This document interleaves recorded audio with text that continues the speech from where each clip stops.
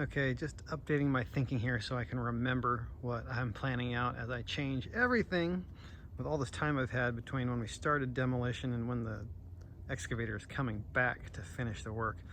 As a reminder, here is, to myself, here's the layout of the yard.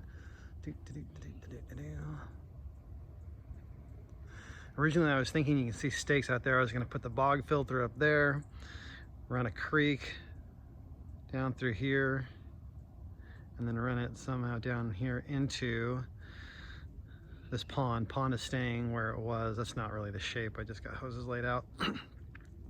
There's just all kinds of problems I'm running into, realizing that I really don't want to try to overcome with this. And I think I'm going to do myself much better. I'm trying to remember to leave myself enough space for Violet to have a good yard. And not take up the entire backyard property with pond stuff, since that's mostly for me and Jess, and I want to make sure Violet has lots of space to run around and not just hang out in a pond. So anyways, pond is going to stay here. Here's what I'm thinking now though, is some of the spoils are going to come, and we're going to build a mound over here, and that's where the bog filter will go. Whether I do one of those 12-inch pea gravel filters or go like the full Monty 3-foot deep graduated gravel with like a centipede and snorkel kind of deal is still up in the air. Might try the easy one first and then do the hard one later if it doesn't work. Might just bite the bullet and do the hard one first and not worry about it. What else? Oh, and then I'm thinking, rather than trying to deal with that downspout, that sewer line, all the roots around this tree, I'm going to bury a waterfall weir like right here just underneath the deck, and then put some sort of skirting along the deck, and then I'll go all the way around, you know, closing the deck with skirting.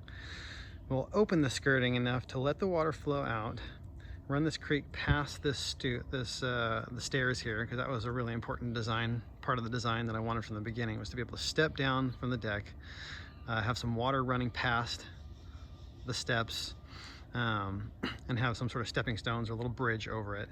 And then I think what I'm going to do is just extend the pond dig into like maybe 1 foot 18 inches or so deep, and we'll do a wide creek coming into it that kind of narrows as you come back up, and we'll do a step pool design. So rather than having like a flowing, like rushing creek, what we'll have is water will, you know, fall maybe a couple of inches into a pool, and then fall another couple of inches into a pool, and then we'll have one big pool that's connected to the pond dig that just kind of comes like this, and we'll have a really gentle creek just flowing into there. So maybe we'll have like probably overall just like a foot or so of total waterfall from here to here, but that should hopefully be all we need, and if not, I can add an aerator. And we'll have a little bit of falls coming off of the wetland, the bog filter as well, that's spilling back down in the creek, which will live in this area. And that solves a lot of problems with messing with utilities and stuff that are already here and not having to overcome those challenges. Oh, and a reminder, I'm going to dump this downspout into the creek so it can refill. This downspout is just going to stay where it is for now. Maybe someday, I feel like it will build a dry creek bed or something that runs into the creek somehow later on in the future, but that will be a future project.